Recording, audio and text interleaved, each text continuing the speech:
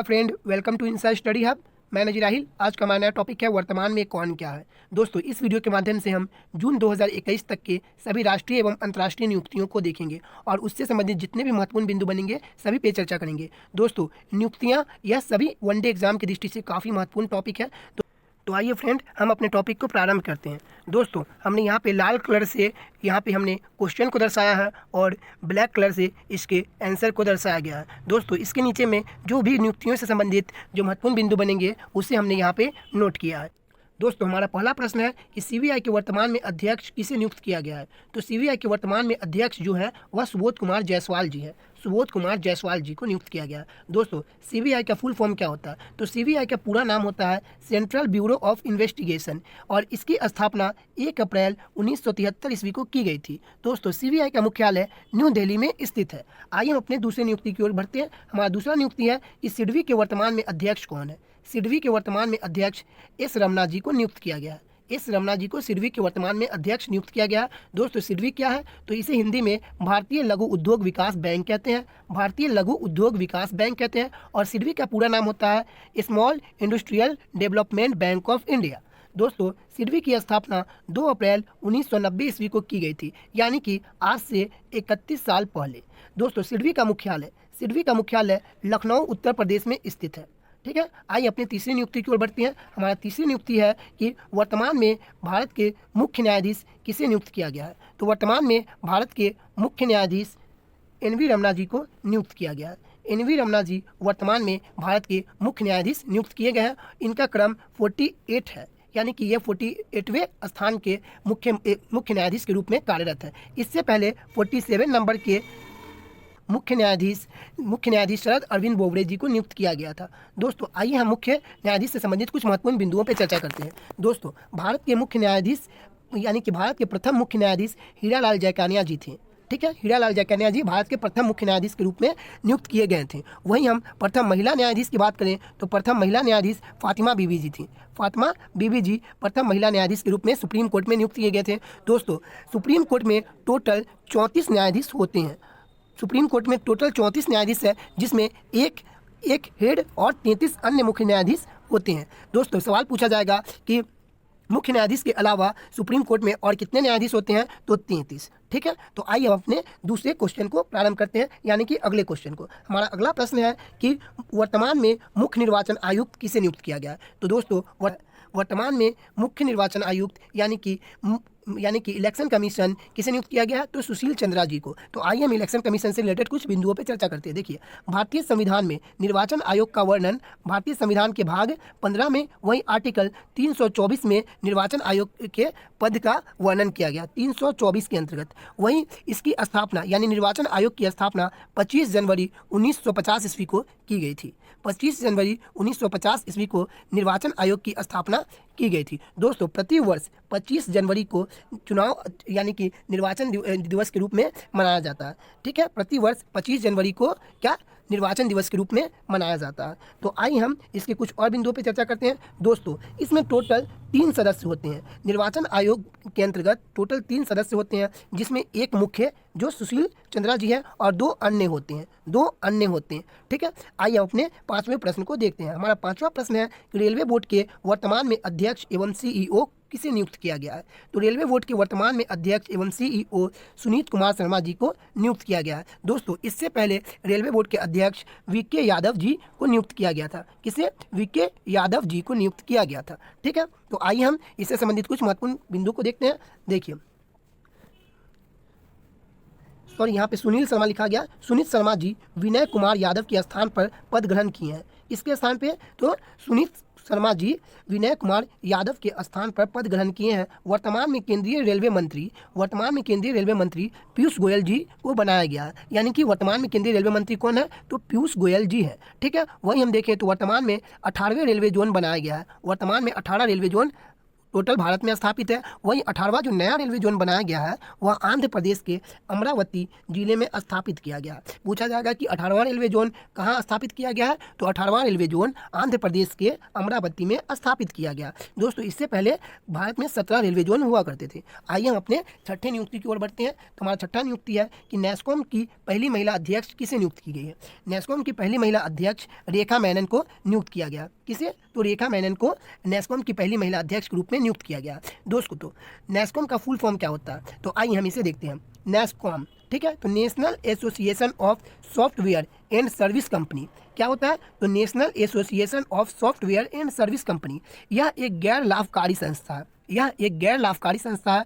भारतीय सोसाइटीज अधिनियम 1860 के तहत इसे पंजीकृत किया गया था और इसका मुख्यालय, नेस्कॉम का मुख्यालय नई दिल्ली में स्थित है। ठीक है, तो आइए हम अपने अगले नियुक्ति को बढ़ते हैं। हमारा अगला नियुक्ति है कि यूपीएससी के अध्यक्ष वर्तमान में किसे नियुक्त किया गया।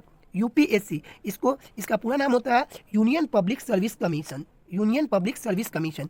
तो यूपीएससी के वर्तमान में अध्यक्ष प्रदीप कुमार जोशी को नियुक्त किया गया। किसे, तो प्रदीप कुमार जोशी को नियुक्त किया गया। ठीक है दोस्तों, इससे पहले अरविंद सक्सेना जी यूपीएससी के अध्यक्ष थे। तो आइए यूपीएससी से संबंधित कुछ मुख्य बिंदु पर चर्चा करते हैं। यूपीएससी का फुल फॉर्म होता है union public service commission. Hindi में इसे संघ लोक सेवा आयोग कहते हैं। हिंदी में इसे संघ लोक सेवा आयोग कहते हैं। वही इंग्लिश में क्या कहते हैं, यूनियन पब्लिक सर्विस कमीशन। दोस्तों यह एक बोर्ड होता है। यह क्या है, यह एक एग्जामिनेशन बोर्ड है। यह कौन कौन से एग्जाम करवाते हैं, तो यह IAS, IPS और IFS यानी कि इंडियन एडमिनिस्ट्रेटिव सर्विस, यानी कि इंडियन एडमिनिस्ट्रेटिव सर्विस, वहीं इंडियन फॉरेन सर्विस, वहीं इंडियन पब्लिक सर्विस। ठीक है, IAS, IFS और IPS इन तीनों का फुल फॉर्म होता है। आप नोट कर लीजिएगा। ठीक है, एक बार और, IAS, ठीक है, यानी कि Indian administrative service, IFS Indian foreign service, IPS यानी कि इंडियन पब्लिक सर्विस। ठीक है दोस्तों, यूपीएससी का वर्णन भारतीय संविधान में कहाँ किया गया, तो यूपीएससी का वर्णन भारतीय संविधान के भाग 14 में किया गया। भारतीय संविधान में टोटल 22 भाग होते हैं, जिसमें भाग 14 में यूपीएससी का वर्णन किया गया। वहीं आर्टिकल पूछा जाए तो आर्टिकल 315 के अंतर्गत यूपीएससी का वर्णन किया गया। तो दोस्तों आइए हम आगे की ओर बढ़ते हैं और अपने 9वें प्रश्न की ओर बढ़ते हैं। प्रश्न क्या है, तो हमारा 9वां प्रश्न है कि कैग क्या होता है, तो कैग होता है, इस कैग का फुल फॉर्म होता है कंट्रोलर ऑडिटर जनरल। क्या होता है full form, controller auditor general. ठीक है, इसके अध्यक्ष वर्तमान में गिरीश चंद्र मुर्मू जी है। कौन है, गिरीश चंद्र मुर्मू जी। इनका स्थान 25वां है, यानी कि यह 25वें क्रम के क्या है, कैग है। ठीक है, आइए इससे संबंधित कुछ मुख्य बिंदु को देखते हैं कि कैग किसे कहते हैं और इसे हिंदी में क्या कहा जाता है कैग को। ठीक है, देखिए इसे हिंदी में नियंत्रण एवं महालेखा परीक्षक कहा जाता है। इसे हिंदी में क्या कहा जाता है, नियंत्रण एवं महालेखा परीक्षक। ठीक है, इसका वर्णन भारतीय संविधान के अंतर्गत भाग 5 आर्टिकल 148 के अंतर्गत किया गया। भाग 5 आर्टिकल 148 के अंतर्गत कैग का वर्णन किया गया है। भारत के नियंत्रण और महालेखा परीक्षक एक स्वतंत्र संस्था के रूप में कार्य करते हैं। ठीक है, क्या, नियंत्रण और महालेखा परीक्षक एक स्वतंत्र संस्था के रूप में कार्य करते हैं और इस पर सरकार का नियंत्रण नहीं होता है। दोस्तों इस पॉइंट को नोट कीजिएगा, इस पर सरकार का नियंत्रण नहीं होता। महालेखा परीक्षक की नियुक्ति राष्ट्रपति द्वारा की जाती है। ठीक है, कैग की नियुक्ति किसके द्वारा की जाती है, तो राष्ट्रपति द्वारा इसकी नियुक्ति की जाती है। वहीं कैग यानी कि नियंत्रण एवं महालेखा परीक्षक ही भारतीय लेखा परीक्षा और लेखा सेवा का मुखिया भी होता है। ठीक है, आइए अपने 10वें प्रश्न की ओर बढ़ते हैं। हमारा 10वां प्रश्न क्या है, तो हमारा 10वां प्रश्न है कि भारत का महान्यायवादी वर्तमान में कौन है। भारत का महान्यायवादी वर्तमान में कौन है, तो के वेणुगोपाल जी को भारत का महान्यायवादी बनाया गया है। इसे अंग्रेजी में अटॉर्नी जनरल कहते हैं। ठीक है, तो आइए इससे संबंधित कुछ मुख्य बिंदु को देखते हैं। देखिए यह भारत सरकार के विधि अधिकारी के रूप में कार्य करते हैं। इस रूप में कार्य करते हैं महान्यायवादी, तो यह भारत सरकार के विधि अधिकारी, ठीक है, यानी कि भारत सरकार के विधि अधिकारी के रूप में कार्य करते हैं। और इनका वर्णन भारतीय संविधान के भाग 5 आर्टिकल 76 के अंतर्गत इसका वर्णन किया गया। दोस्तों आर्टिकल हमेशा पूछा जाता है कि अटॉर्नी जनरल यानी महान्यायवादी का जो वर्णन किया गया है किस आर्टिकल के अंतर्गत किया गया, तो यह 76 के अंतर्गत इसका वर्णन किया गया। ठीक है, वही हम देखें तो महान्यायवादी की नियुक्ति राष्ट्रपति द्वारा की जाती है। दोस्तों कैग की नियुक्ति भी राष्ट्रपति द्वारा और महान्यायवादी की नियुक्ति भी राष्ट्रपति द्वारा, अधिकतर नियुक्तियां राष्ट्रपति द्वारा ही की जाती है। और दोस्तों इसे अंग्रेजी में महान्यायवादी को अंग्रेजी में अटॉर्नी जनरल ऑफ इंडिया के नाम से जानते हैं। ठीक है, आइए हम अपने 11वें प्रश्न को देखते हैं। 11वां प्रश्न है वर्तमान में भारत का राष्ट्रपति कौन है। यह प्रश्न तो अधिकतर लोगों को पता ही होंगे, लेकिन आइए हम इसे भी देखते हैं। भारत का राष्ट्रपति वर्तमान में श्री रामनाथ कोविंद जी हैं। पहले यह बिहार के कौन थे, उपराज्यपाल। रामनाथ कोविंद जी बिहार के उपराज्यपाल रह चुके हैं। ठीक है, तो आइए हम राष्ट्रपति से संबंधित कुछ मुख्य बिंदु को देखते हैं। देखिए, भारतीय संविधान के अनुसार भारत के राष्ट्रपति का वर्णन भारतीय संविधान के भाग 5 के अंतर्गत किया गया। भाग 5 में वहीं राष्ट्रपति के पद का वर्णन आर्टिकल 52 के अंतर्गत किया गया। दोस्तों, राष्ट्रपति भारत का प्रथम नागरिक होता है। ठीक है, राष्ट्रपति भारत का प्रथम नागरिक होता है। तो भारत के प्रथम राष्ट्रपति कौन थे? तो भारत के प्रथम राष्ट्रपति राजेंद्र प्रसाद जी थे। वहीं हम देखें तो भारत के प्रथम महिला राष्ट्रपति कौन थी? तो भारत की प्रथम महिला राष्ट्रपति प्रतिभा देवी सिंह पाटिल थी। ठीक है, वहीं हम देखें कि राष्ट्रपति का वेतन वर्तमान में कितना है? तो राष्ट्रपति का वेतन वर्तमान में 5 लाख रुपए है। ठीक है, राष्ट्रपति का वेतन वर्तमान में कितना है? तो 5 लाख रुपए राष्ट्रपति का वेतन है। इससे पहले राष्ट्रपति का वेतन 1.5 लाख रुपए हुआ करती थी। ठीक है, तो आइए हम इससे आगे बढ़ते हैं। ठीक है दोस्तों, हमारा 12वां प्रश्न क्या है? तो हमारा 12वां प्रश्न है कि भारत का उपराष्ट्रपति वर्तमान में कौन है? भारत का उपराष्ट्रपति वर्तमान में किसे नियुक्त किया गया? तो भारत का उपराष्ट्रपति वर्तमान में वेंकैया नायडू जी को नियुक्त किया गया। तो आइए हम उपराष्ट्रपति से संबंधित भी कुछ मुख्य बिंदु को देखते हैं। दोस्तों, राष्ट्रपति यदि किसी कार्य से अगर अस्वस्थ है या बीमार चल रहे हैं तो उस समय कार्य कौन करेंगे? तो उस समय उनके स्थान पर कार्य उपराष्ट्रपति द्वारा किया जाएगा। ठीक है, तो आइए हम उपराष्ट्रपति से संबंधित कुछ मुख्य बिंदु को देखते हैं। उपराष्ट्रपति राज्यसभा के सभापति के रूप में कार्य करते हैं। ठीक है, उपराष्ट्रपति राज्यसभा के सभापति के रूप में भी कार्य करते हैं। ठीक है, तथा इनको सैलरी जो मिलता है उपराष्ट्रपति के रूप में नहीं दिया जाता है, बल्कि इनका सैलरी उपसभापति के रूप में दिया जाता है। दोस्तों, उपराष्ट्रपति का कोई वेतन नहीं है, इनको वेतन राज्यसभा के सभापति के रूप में दिया जाता है। ठीक है, भारतीय संविधान के अनुच्छेद 63 के अंतर्गत उपराष्ट्रपति का वर्णन किया गया है। वहीं हम देखें तो भारत में प्रथम जो उपराष्ट्रपति थे वह कौन थे? तो भारत के प्रथम उपराष्ट्रपति सर्वपल्ली राधाकृष्ण जी थे। ठीक है, जिनके जन्म दिवस के अवसर पे हर 5 सितंबर को हम टीचर डे के रूप में मनाते हैं। किनके जन्म के अवसर पे? तो भारत के प्रथम उपराष्ट्रपति के जन्म दिवस के अवसर पे हम प्रति वर्ष 5 सितंबर को टीचर डे के रूप में मनाते हैं।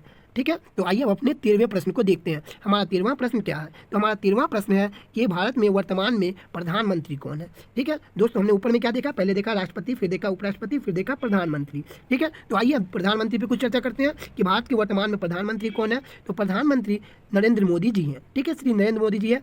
नरेंद्र मोदी का पूरा नाम क्या है? तो नरेंद्र मोदी जी का पूरा नाम है नरेंद्र दामोदर दास मोदी। ठीक है, आइए हम प्रधानमंत्री से संबंधित कुछ मुख्य बिंदु को देखते हैं। दोस्तों, प्रधानमंत्री मंत्री परिषद के प्रधान होते हैं। प्रधानमंत्री मंत्री परिषद के प्रधान होते हैं। मंत्री परिषद क्या होता है? तो दोस्तों, लोकसभा में जो सदस्य चुने जाते हैं उनमें टोटल सदस्य का 15% मंत्री चुने जाते हैं, जिसे हम मंत्री परिषद कहते हैं। अंग्रेजी में कैबिनेट मंत्री कहते हैं। ठीक है, तो यही कैबिनेट मंत्री का जो हेड सदस्य होते हैं वह प्रधानमंत्री होते हैं। ठीक है, यही सदस्य का जो कैबिनेट मंत्री होते हैं उनका हेड सदस्य जो होते हैं वह प्रधानमंत्री होते हैं। दोस्तों, भारत का प्रथम प्रधानमंत्री पंडित जवाहरलाल नेहरू जी थे। ठीक है, प्रथम प्रधानमंत्री कौन थे? तो पंडित जवाहरलाल नेहरू थे। वहीं हम प्रथम महिला प्रधानमंत्री कौन थी? तो प्रथम महिला प्रधानमंत्री इंदिरा गांधी जी थी। ठीक है, तो आइए हम अगले प्रश्न की ओर बढ़ते हैं। ठीक है, हमारा नेक्स्ट प्रश्न है लोकसभा के वर्तमान में अध्यक्ष कौन है? लोकसभा के वर्तमान में अध्यक्ष कौन है? तो लोकसभा के वर्तमान में अध्यक्ष ओम बिरला जी है। लोकसभा के वर्तमान में अध्यक्ष ओम बिरला जी को नियुक्त किया गया है। दोस्तों, यह लोकसभा क्या होता है? तो आइए हम आपको समझाते हैं। दोस्तों, भारत में एक संसद का गठन किया गया। ठीक है, संसद का गठन आर्टिकल 79 के अंतर्गत किया गया। कितना? आर्टिकल 79 के अंतर्गत किया गया। इसके 2 सदन होते हैं। ठीक है, एक होते हैं राज्यसभा और एक होते हैं लोकसभा। ठीक है, राज्यसभा और लोकसभा। तो यही लोकसभा जो है, इस लोकसभा का जो वर्तमान में अध्यक्ष है, जो सदस्यों की बोली को सुनते हैं और फैसला सुनाते हैं। ठीक है, संसद भवन में। तो कौन है? तो यह है ओम बिरला जी। ठीक है, तो आइए हम इससे संबंधित कुछ बिंदु को देखते हैं फिर से जो हमने नोट किया। देखिए, भारतीय संविधान के भाग 5 में तथा आर्टिकल 79 के अंतर्गत संसद का गठन किया गया। संसद के 2 सदन होते हैं। एक होता है उच्च सदन जिसे राज्यसभा कहते हैं और एक होता है निम्न सदन जिसे हम लोकसभा कहते हैं। ठीक है दोस्तों, आइए हम आगे की ओर बढ़ते हैं। राज्यसभा के सभापति कौन है? तो दोस्तों, हमने पहले भी आपको बताया कि राज्यसभा के सभापति के रूप में ही उपराष्ट्रपति कार्य करते हैं, जिनको सैलरी उपराष्ट्रपति के रूप में नहीं बल्कि राज्यसभा के सभापति के रूप में ही दिया जाता है। किनको? तो वही वेंकैया नायडू जी को। ठीक है, यह क्या करते हैं? तो जैसे लोकसभा में ओम बिरला जी अध्यक्षता करते हैं, उसी तरह राज्यसभा में सभापति के रूप में वेंकैया नायडू जी कार्य करते हैं। ठीक है, तो आइए हम अपने अगले प्रश्न को देखते हैं। हमारा अगला प्रश्न क्या है? हमारा अगला प्रश्न है भारत के पहले सीडीएस कौन है? भारत के पहले सीडीएस वर्तमान में किसे नियुक्त किया गया है? तो भारत के पहले सीडीएस बनाए गए हैं, ठीक है, सीडीएस विपिन रावत जी को। किसे? विपिन रावत जी को। क्या होता है सीडीएस? आइए हम समझते हैं। सीडीएस का फुल फॉर्म होता है चीफ डिफेंस स्टाफ, ठीक है, यहाँ पे चीफ होगा, डीफ लिखा गया, चीफ डिफेंस स्टाफ, ठीक है। सीडीएफ का फुल फॉर्म क्या होता है? Chief defence staff. दोस्तों यह सैन्य अभ्यास के दौरान, जो सैन्य अभ्यास होते हैं, दो देशों के बीच सैन्य अभ्यास होते हैं, इन सैन्य अभ्यासों के सेनाओं के बीच में तालमेल को बढ़ाने का कार्य कौन करते हैं? तो यह चीफ डिफेंस स्टाफ यानी कि बिपिन रावत द्वारा किया जाता है, ठीक है। दोस्तों आइए हम अपने अगले प्रश्न की ओर बढ़ते हैं। हमारा अगला प्रश्न है कि थल सेना के अध्यक्ष वर्तमान में कौन है? ठीक है, थल सेना के अध्यक्ष वर्तमान में मनोज मुकुंद नरवणे जी है। थल सेना के अध्यक्ष वर्तमान में मनोज मुकुंद नरवणे जी है, ठीक है। वही दोस्तों आपको हम पहले बता दें कि भारत में टोटल 3 सेना है। कौन कौन से? पहला थल सेना, जल सेना और वायुसेना। थल सेना, जल सेना और वायुसेना, ठीक है। इंडियन आर्मी, एयरफोर्स और क्या है? एक इंडियन आर्मी, एयरफोर्स और नेवी, ये 3 है, ठीक है दोस्तों। तो वही हम थल सेना के अध्यक्ष कौन थे? तो मनोज मुकुंद नरवणे। वही हम वायुसेना के अध्यक्ष की बात करें तो वायुसेना के अध्यक्ष कौन है? तो air chief marshal RKS Bhadauria, ठीक है। वही हम नौसेना की बात करें तो नौसेना के अध्यक्ष वर्तमान में कौन है? तो एडमिरल करमवीर सिंह जी हैं। नौसेना की बात करें तो नौसेना के अध्यक्ष कौन है? तो एडमिरल करमवीर सिंह जी हैं। दोस्तों वही हम अब आगे की ओर बढ़ते हैं 20वें प्रश्न की ओर और अपने 20वें प्रश्न को देखते हैं। हमारा 20वां प्रश्न है research and analysis wing. Research and analysis wing, ठीक है, वर्तमान में इसके अध्यक्ष कौन है? रॉ के अध्यक्ष। दोस्तों रॉ के नाम से आप भली भांति जानते होंगे, ठीक है। रॉ के अध्यक्ष वर्तमान में सामंत गोयल जी हैं, ठीक है। रॉ के अध्यक्ष वर्तमान में सामंत गोयल जी हैं। रॉ का फुल फॉर्म क्या होता है? रिसर्च एंड एनालिसिस विंग, ठीक है। दोस्तों वही हम बात करें अपने प्रश्न नंबर 11 की तो आईबी क्या होता है? आईबी का फुल फॉर्म होता है इंटेलिजेंस ब्यूरो, ठीक है। आईबी के अध्यक्ष वर्तमान में अरविंद कुमार जी को बनाया गया। वही हम देखें 22वां प्रश्न को। तो हमारा 22वां प्रश्न है कि सशस्त्र सुरक्षा बल यानी कि BSF के अध्यक्ष वर्तमान में कौन है? तो BSF के अध्यक्ष वर्तमान में राकेश अस्थाना जी हैं। दोस्तों अब हम देखते हैं 23वें प्रश्न को। 23वां प्रश्न है कि सॉलिसिटर जनरल जो कौन है? सॉलिसिटर जनरल तुषार मेहता जी है। सॉलिसिटर जनरल वर्तमान में कौन है? तो तुषार मेहता जी को बनाया गया। दोस्तों आइए हम अपने अगले प्रश्न की ओर बढ़ते हैं। दोस्तों 5 राज्यों में चुनाव कराए गए हैं। 5 राज्यों में चुनाव हुए हैं। आइए हम देखते हैं कौन कौन राज्यों में चुनाव किए गए हैं। पहला केरल, दूसरा पश्चिम बंगाल, तीसरा पुडुचेरी, चौथा तमिलनाडु और पांचवा कौन है? तो हम भूल गए। पांचवा कौन है? हम भूल गए। दोस्तों पहला कौन है? तो पहला केरल। दूसरा कौन है? तो दूसरा है पश्चिम बंगाल। तीसरा कौन है? तो पुडुचेरी। चौथा कौन है? तो चौथा हो गया आपको तमिलनाडु। और वहीं पांचवा कौन हो गया? तो पूर्वी राज्य असम, ठीक है। तो दोस्तों आइए हम आपको बताते हैं केरल के जो मुख्यमंत्री थे पिनराई विजयन वही हैं वर्तमान में, क्योंकि इनकी पार्टी ने जीत हासिल की। वही हम पश्चिम बंगाल के मुख्यमंत्री की बात करें तो पश्चिम बंगाल के मुख्यमंत्री भी वही ममता बनर्जी जी हैं, पहले भी यही थी। इन 3 राज्यों के मुख्यमंत्री बदले गए हैं। तो आइए हम इन तीनों राज्यों के मुख्यमंत्री को देखते हैं। दोस्तों असम के वर्तमान में जो मुख्यमंत्री नियुक्त किए गए हैं वह हैं हेमंत बिस्वा शर्मा जी। हेमंत बिस्वा शर्मा जी। वही हम देखें तो तमिलनाडु के जो वर्तमान में मुख्यमंत्री नियुक्त किए गए हैं तो MK स्टालिन। कौन? MK Stalin. वही हम पुडुचेरी की बात करें तो पुडुचेरी के जो मुख्यमंत्री थे वह कौन है? अभी जो नए मुख्यमंत्री नियुक्त किए गए हैं वह है N रंगास्वामी। दोस्तों इन 3 राज्यों के नए मुख्यमंत्री नियुक्त किए गए हैं, ठीक है, और 2 राज्यों में वही मुख्यमंत्री हैं। अब हम आगे की ओर बात करते हैं। देखिए 26वां प्रश्न है भारत के वर्तमान में शिक्षा मंत्री कौन है? भारत के वर्तमान में शिक्षा मंत्री रमेश पोखरियाल निशंक हैं। कौन है? रमेश पोखरियाल निशंक है, ठीक है। दोस्तों आइए अपने 27वें प्रश्न को देखते हैं। हमारा 27वां प्रश्न है कि भारत के खेल मंत्री वर्तमान में कौन है? शिक्षा मंत्री रमेश पोखरियाल, वहीं खेल मंत्री किरण रिजिजू जी हैं। कौन है? किरण रिजिजू जी हैं, ठीक है। आइए हम अपने 28वें प्रश्न को देखते हैं। हमारा 28वां प्रश्न है कि भारत के वर्तमान में विदेश मंत्री कौन है? तो भारत में के वर्तमान में विदेश मंत्री S जयशंकर जी है, यानी कि S जयशंकर जी, सुब्रमण्यम जयशंकर जी, ठीक है। दोस्तों आइए अपने 29वें प्रश्न को देखते हैं। हमारा 29वां प्रश्न है कि WHO के कार्यकारी अध्यक्ष वर्तमान में कौन है? WHO के कार्यकारी अध्यक्ष वर्तमान में डॉक्टर पैट्रिक अमोथ जी हैं। डॉक्टर पैट्रिक अमोथ जी है। दोस्तों इन्होंने भारत के स्वास्थ्य मंत्री हर्षवर्धन जी के स्थान पर पद ग्रहण किया। किसके स्थान पे? तो भारत के स्वास्थ्य मंत्री हर्षवर्धन जी के स्थान पर इन्होंने पद ग्रहण किया है, ठीक है। कौन? तो पैट्रिक अमोथ जी। दोस्तों थोड़ी सी हम बात कर लेते हैं WHO के बारे में। देखिए WHO क्या है? तो इसका फुल फॉर्म होता है वर्ल्ड हेल्थ ऑर्गेनाइजेशन। क्या होता है full form? World Health Organization हर 7 अप्रैल को स्वास्थ्य दिवस के रूप में मनाया जाता है। हर 7 अप्रैल को स्वास्थ्य दिवस के रूप में मनाया जाता है क्योंकि इस दिन WHO की स्थापना की गई थी। ठीक है दोस्तों, आइए हम अपने अगले बिंदु पे चलते हैं। हमारा अगला प्रश्न है कि व्हाइट हाउस के अध्यक्ष, वर्तमान में व्हाइट हाउस के अध्यक्ष कौन है? तो वर्तमान में व्हाइट हाउस के अध्यक्ष नीरा टंडन है। कौन है? तो नीरा टंडन जी को बनाया गया है वर्तमान में व्हाइट हाउस के अध्यक्ष। ठीक है दोस्तों, व्हाइट हाउस क्या होता है? तो जैसे भारत में संसद भवन है एज ए सीन, उसी तरह USA में जो संसद है उसे हम व्हाइट हाउस कहते हैं। ठीक है, तो व्हाइट हाउस के जो वरिष्ठ सलाहकार है उसे किसे नियुक्त किया गया? नीरा टंडन जी को। दोस्तों आइए अपने 31वें प्रश्न को देखते हैं। हमारा 31वां प्रश्न है UNO के नए महासचिव किसे नियुक्त किया गया? तो UNO के नए महासचिव एंटोनियो गुटरेस को नियुक्त किया गया। किसे? एंटोनियो गुटरेस को। दोस्तों UNO का फुल फॉर्म क्या होता है? तो UNO का फुल फॉर्म होता है यूनाइटेड नेशन ऑर्गेनाइजेशन। इसके टोटल 6 अंग होते हैं। ठीक है, आइए हम अपने अगले प्रश्न को देखते हैं। तो हमारा अगला प्रश्न है 32वां प्रश्न, अमेजोन के CEO वर्तमान में कौन है? वर्तमान में अमेजोन के CEO कौन है? दोस्तों इससे पहले अमेजोन के CEO जेफ बेजोस जी थे। कौन? Jeff Bezos. और अभी वर्तमान में जेफ बेजोस के स्थान पे कौन नियुक्त किए गए हैं? तो एंडी जोशी। कौन नियुक्त किए गए हैं? अमेजोन के CEO एंडी जोशी को नियुक्त किया गया है हाल ही में। दोस्तों 33वां हमारा प्रश्न को देखते हैं। दोस्तों आइए 33वें प्रश्न को देखते हैं। हमारा 33वां प्रश्न क्या कहता है? तो हमारा 33वां प्रश्न है कि राष्ट्रीय मानवाधिकार आयोग वर्तमान में किसे नियुक्त किया गया? राष्ट्रीय मानवाधिकार आयोग वर्तमान में जस्टिस अरुण मिश्रा जी को नियुक्त किया गया। आइए हम अपने 34वें प्रश्न की ओर बढ़ते हैं। हमारा 34वां प्रश्न क्या है? तो हमारा 34वां प्रश्न है कि वर्तमान में DRDO के अध्यक्ष कौन है? वर्तमान में DRDO के अध्यक्ष किसे नियुक्त किया गया है? तो दोस्तों वर्तमान में DRDO के अध्यक्ष जी सतीश रेड्डी का कार्यकाल कुछ दिनों के लिए बढ़ा दिया गया है। ठीक है दोस्तों, आप देख लीजिएगा 1-2 साल जी सतीश रेड्डी का कार्यकाल बढ़ा दिया गया। आइए हम समझते हैं कि DRDO क्या होता है। दोस्तों DRDO डिफेंस रिसर्च क्या होता है?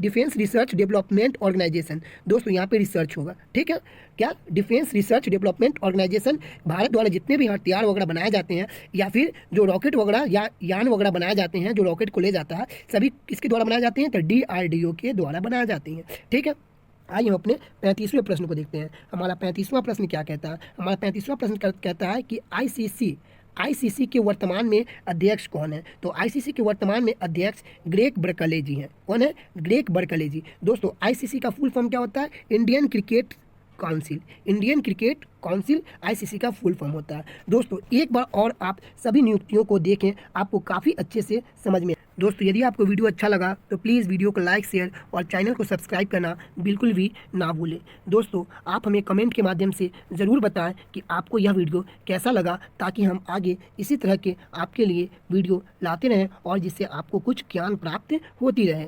थैंक यू दोस्त, thanks for watching this video.